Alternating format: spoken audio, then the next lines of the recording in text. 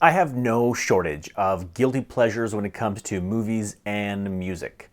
And I'm pretty sure this movie is not really seen in very high regard in the cinephile world, but I love it. I love it.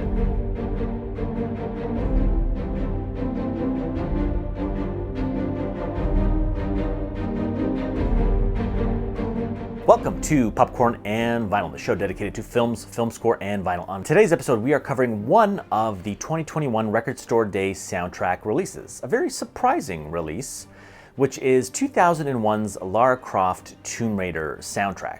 Although it's technically a timely release as the film is celebrating its 20th anniversary, I mean, if we're looking back into the vault of 20 years, I wouldn't be upset if we looked at scores for like Enemy at the Gates, Black Hawk Down, even an extended edition of the Pearl Harbor score.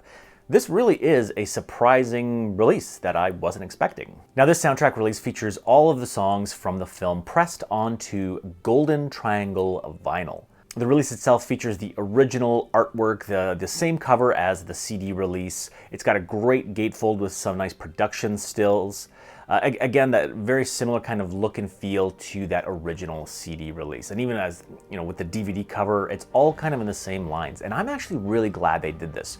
Normally, I'm a big fan of kind of newer and, to do something different with the artwork. But I'm happy that they stuck with that original design just because I really like that photography and graphic design that came with the original release of the movie. The record itself is a great color choice with the colorway that they went with. It's got that golden triangle, obviously, appearance. I like when they do a tie-in with the film. They could have went a couple of different ways, but I think it was a good choice for this release. Now, this soundtrack release does not feature any score material by Graham Revell, and normally I'd be very disappointed by that. But in this case, I'm not too bothered by it because there's no real standout kind of score piece that could serve as the suite for this movie. You know, normally they do include some kind of main theme or title or something like that in a soundtrack release, but in this case, I don't think it really needs it, and there's nothing really there that kind of substantiates it being on the soundtrack album as well. Now, I didn't know that Michael Kamen was once attached to this project, and I guess he had recorded a demo. There was kind of some back and forth between the producer and the director, but there wasn't really much feedback kind of going toward him, so he just kind of moved on to another project, which was Band of Brothers, which probably a good choice on his end. But this is another one of those situations where there's a last-minute shuffle for a new composer, so this score was actually composed in 2 weeks. So it kind of makes sense that there's not this elaborate score with multiple motifs. It's more kind of ambient and supportive of the movie. It's not that standout. I've always considered Revell's score to be sort of serviceable to the film, but not standout. There is one track that I really like called Powell and the Illuminati. That's probably my favorite track from the film. It's kind of when Lara is reminiscing about her father, and it's a very powerful track. But other than that, the rest of the material, it's not standout. And I will say, going back to listen to it for the purpose of the review, I actually did like it a little bit more. For years, I've kind of ignored it, but there actually is there's some decent kind of cues in there that are enjoyable to listen to. Now, one thing that I confirmed when going back to read about this score is that the track names on the original CD release were actually mislabeled, which always kind of confused me because I would be listening to certain cues and the name did not line up with kind of what was happening in the movie. So over time, you may have even noticed that as well. That was corrected by the composer. He did try to submit that, but they actually went ahead and pressed the CD as is anyway. So kind of that's a little bit of a fun fact, but there is a corrected version list that actually makes sense with the cues and the names of the tracks. Music-wise, this is one of the very few soundtracks where I think I like the soundtrack, being the curated songs for the movie. I think I like that better than the originally composed score. The main reason, I think, is because this is basically a time capsule of the music that I listened to in the early 2000s. I think basically I was the exact target audience. As a young teen, this movie was kind of made for a 13-year-old. The soundtrack features tracks by U2, Chemical Brothers, Outkast, Fatboy Slim, Moby, Groove Armada, and features 9 Inch Nails Deep, which is not featured on any other 9 Inch Nails studio albums. And this track is particularly badass, or it's in a pretty badass scene as they just land in Siberia. They're walking away from these Chinook helicopters in slow motion, kind of going towards the camera. It's a badass shot that I have always loved and works so well with that song. The songs chosen for the film really contribute to the vibe of this film. There's a heavy use of electronic, techno, a little bit of industrial and ambient music, and that all really contributes to that early 2000s feel and really gives it that time capsule effect. But it gives a lot of energy to the movie and really propels forward a lot of that exciting action. One big miss, or I guess omission, from this soundtrack is the highlight song of the soundtrack, which is U2's Elevation. That's probably the most notable song from the film. Now, the version that is on this album is called the Tomb Raider Mix, but that is not actually the version featured in the movie, which is kind of weird.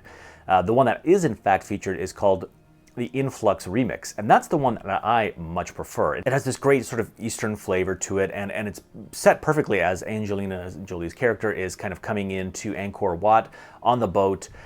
It just works so well in the scene, and I love that they were able to remix that song into something that fits the location and that particular part of the movie.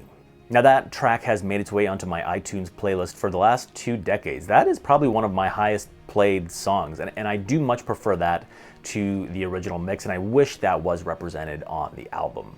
Other standout tracks for me include BT's The Revolution, Groove Armada's Edge Hill, Fluke's Absurd, Left Field's Songs of Life. My taste did skew more towards the, I guess, ambient sounding tracks, or the ones that more resemble film music. But regardless, I was always kind of an electronic music fan, so I did like a lot of those other songs. This film is a great example of early 2000s filmmaking, and I don't think a lot of people kind of put a particular look and feel to that era, but I do think it did have a distinct style. Many of these sort of techno action films of that era had this kinetic energy, very flashy styling, quick editing, and it also included, it was kind of at the tail end of really elaborate practical special effects while mixing in kind of the early adoption of CGI, and it wasn't quite there at the time. It was serviceable in that era. It didn't stand out too much, but now looking back, it doesn't really hold up. I still remember this trailer so vividly. That classic voiceover trailer, this summer, the planets will align, time will stand still. This movie was toward the end of an era for that type of film, and definitely that type of trailer. And actually, if you watch the trailer, it seems more dated than the actual movie itself. It's very similar in feel to kind of the Mission Impossible 2 trailer. I always thought the casting of Angelina Jolie was perfect. To me, she is Lara Croft. I know some people were sort of critical of her accent and her performance, but I thought it was great, and I didn't even realize that Daniel Craig was putting on a fake American accent at the time. So, this was one of the early, probably my first sight of the future 007, and didn't even realize he was British himself. I think with this role, Angelina Jolie became one of the greatest action female leads ever. When I think of my list, she's up there for me with like Alien's Ripley. This was such a standout character, and I wish the franchise actually would have continued a little bit longer. It had, unfortunately, just the one sequel. She embodied this great sense of adventure, strength, of vulnerability, and really, of course, had that great physical look that just matched the character perfectly. The movie features a ton of action set pieces that are really imaginative and really fun. The opening, is very silly, very dumb, but incredibly fun. And I have to say, I too, if I was extraordinarily wealthy, I would also build a fake replica ancient temple in my mansion to have fights with robots in.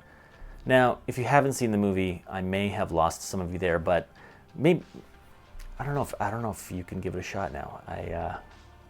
I don't know if you could get past that at this point. There's a lot of fun action set pieces in this movie aside from that.